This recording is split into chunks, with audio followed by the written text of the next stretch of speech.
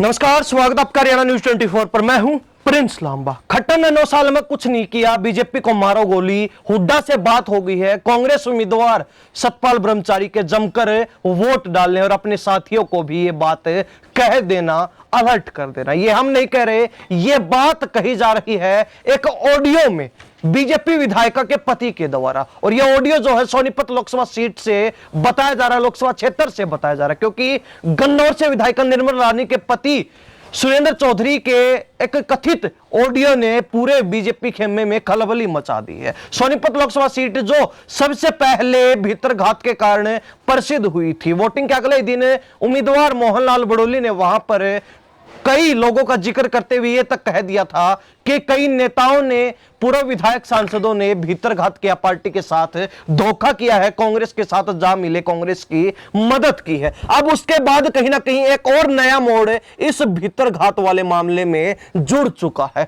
एक ऑडियो जिसकी पुष्टि हरियाणा न्यूज 24 नहीं करता, लेकिन बताया जा रहा है बीजेपी विधायिका के पति का, जिसको सुनकर कहीं ना कहीं बीजेपी के पैरों तले, बीजेपी के नेताओं के पैरों तले से जमीन खिसक गई कि आखिर हरियाणा प्रदेश में यह चल क्या रहा है। पहले वो ऑडियो सुनिए, उसके बाद विस्तार से चर्चा करेंगे। क्या हाल है भाई? संदीप सुरेंद्र चौधरी बोल रहा हूँ।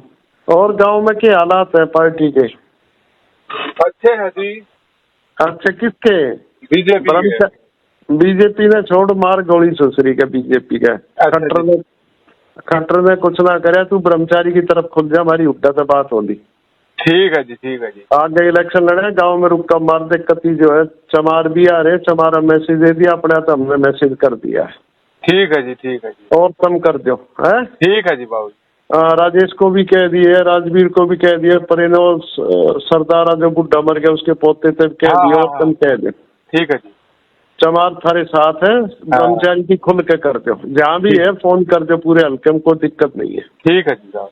हाँ, जहाँ भी एक बार निर्मल का आदमी जो है सारा जो है ब्रह्मचारी के जा रहे हैं। हम सारे काम में मैसेज कर चुके हैं A to Z।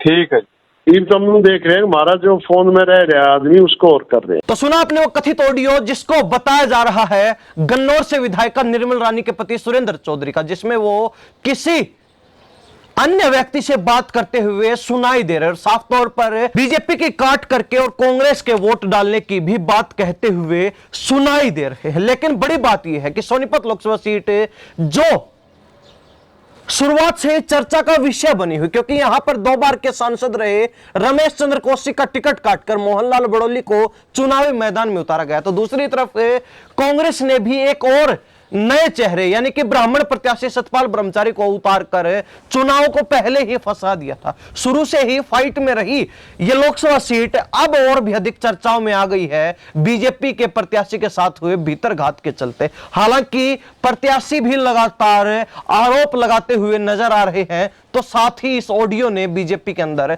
खलबली मचा दी है। बीजेपी जो लगातार अपने अनुशासन की डींगे हाँकती है, लेकिन लोकसभा चुनाव में हुए धोखे के चलते, लोकसभा चुनाव में हुए भीतरघात के कारण अब बीजेपी की सारी पोल खुलती हुई नजर आ रही है। 2024 के लोकसभा चुनाव ने बीजेपी की सारी हवा निकाल दी है, बीजेपी की हवा टाइट कर दी है, पसीने छुटा दिए हैं। लेकिन सोनीपत लोकसभा सीट पर भी माहौल काफी गर्मा चुका है, जबरदस्त तरीके से तनातनी देखने को मिल रही है जब से ये ऑडियो वायरल हुई है। खैर, बड़ी बात यह है कि वोटिंग से अगले ही दिन जब मोहनलाल बड़ोली ने कई नेताओं का जिक्र करते हुए आरोप लगाए थे भीतरघात के, वो वीडियो भी आप देख लीजिए, एक बार सुन लीजिए मोहनलाल बड़ोली को। कुछ पार्टी के नेताओं ने जो पार्टी के खिलाफ काम किया है, उन्होंने पार्टी के साथ धोखा किया है। समय पे उनके ऊपर एक्शन भी होगा और समय पे उनको उसका भुगतान भी करना पड़ेगा, खामियाजा। जिन लोगों की ऑडियो वीडियो सामने आई है वो मेरे पास अभी मैंने देखी नहीं है, लेकिन मैंने ज़रूर सुना है पत्रकारों के माध्यम से। कार्यकर्ताओं ने भी अपने फ़ोन में मेरे को सुनाई है 1-2 वीडियो, और जिस प्रकार से उन्होंने कांग्रेस पार्टी के लिए सीधा काम किया है और कांग्रेस पार्टी के कार्यकर्ता के रूप में उन्होंने काम किया है, ना कि भाजपा के। पार्टी के पदाधिकारी भी हैं, विधायक भी हैं, सांसद भी हैं, सब तरह के लोग हैं। तो सुना आपने मोहनलाल बड़ोली को, जो लगातार कह रहे हैं कि उनके साथ धोखा हुआ और कहना कि धोखा करने वाले लोगों को सजा जरूर मिलेगी, उनके ऊपर कार्रवाई जरूर होगी। और कहीं ना कहीं इस भीतरघात की बात को और भी पक्का कर दिया बीजेपी विधायिका के पति की कथित ऑडियो ने, जो ऑडियो लगातार सुर्खियां बनी हुई है, ब्रेकिंग न्यूज बनी हुई है कि आखिर भाजपा में ये चल क्या रहा है। बीजेपी वो पार्टी जो लगातार कांग्रेस की गुटबाजी का उपहास उड़ाती थी, मजे लेती थी, लेकिन अब कहीं ना कहीं जनता के बीच बीजेपी का ही उपहास बनकर रह गया जब से ये खबरें देखने को मिली हैं अलग अलग लोकसभा सीटों से, जहां बीजेपी के उम्मीदवार लगातार आरोप लगाते हुए नजर आ रहे हैं कि उनके साथ सोनीपत में भीतरघात हुआ, भिवानी महेंद्रगढ़ में भीतरघात हुआ, कुरुक्षेत्र में भीतरघात हुआ, और कहीं ना कहीं ऐसे ही आरोप और भी अन्य सीटों के ऊपर अन्य उम्मीदवारों के द्वारा लगाए गए हैं। लेकिन बड़ी बात यह है कि बीजेपी जो अनुशासन की बात करती है, बीजेपी जो एकजुटता की बात करती है, बीजेपी जो ये कहती है कि हम पंक्ति के आखिर में खड़े व्यक्ति को भी उतना ही मान सम्मान देते हैं जितना एक बड़े नेता को मिलता है,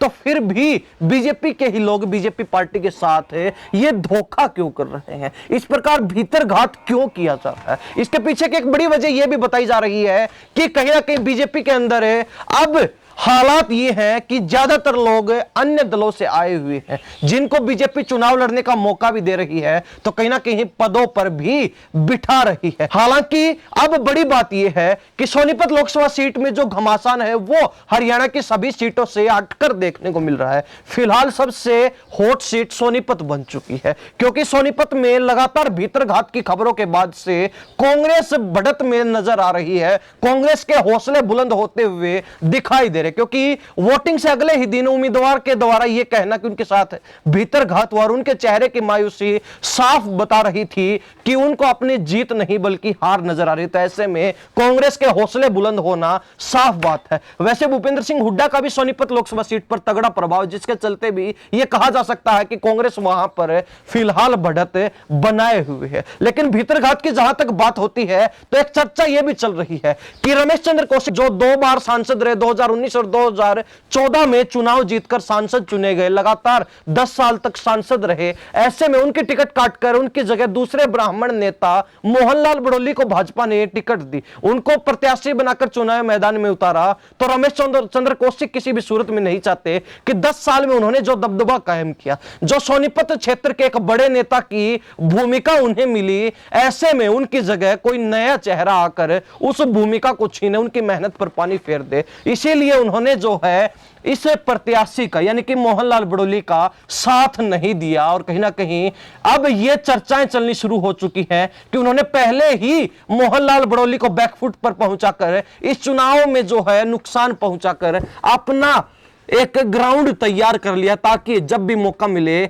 आने वाले विधानसभा चुनाव में वो कांग्रेस के अंदर जा सके और कहीं कांग्रेस में एंट्री मारकर अपना दबदबा सोनीपत लोकसभा क्षेत्र में जो का त्यों कायम रख सके। लेकिन इस बात की पुष्टि हम नहीं करते, अब तक जो है ये बात मात्र चर्चा बनी हुई है। खैर बड़ी बात यह है कि बीजेपी जो लगातार अब बैकफुट पर जाती हुई नजर आ रही है, 2019 की तरह 10 की 10 लोकसभा सीटों पर क्लीन स्वीप करने का इरादा लेकर चुनावी मैदान में उतरी भाजपा अब कई सीटों के ऊपर पिछड़ चुकी है, अब कई सीटों पर बैकफुट पर जा चुकी है, और कहीं ना कहीं ये जो उदासी बीजेपी के नेताओं के चेहरे पर नजर आ रही, उससे भी साफ अंदाजा लगाया जा सकता है कि कौन सी सीट पर बीजेपी बैकफुट पर है और कौन सी सीट पर बीजेपी के पास बढ़त है। हालांकि हरियाणा प्रदेश के जनता और सोनीपत लोकसभा सीट के लोग इस बारे में क्या सोचते हैं, जिस प्रकार बीजेपी उम्मीदवार के साथ भीतरघात हुआ, जो आरोप लगातार उनके द्वारा लगाए जा रहे हैं, एक ऑडियो जो लगातार वायरल हो रही है, चर्चा में बनी हुई है, क्या सोचते हैं कौन अपने राज्य रख दीजिए। इन सब बातों के साथ में प्रिंस लांबा, हरियाणा न्यूज 24। नमस्कार, जय हिंद।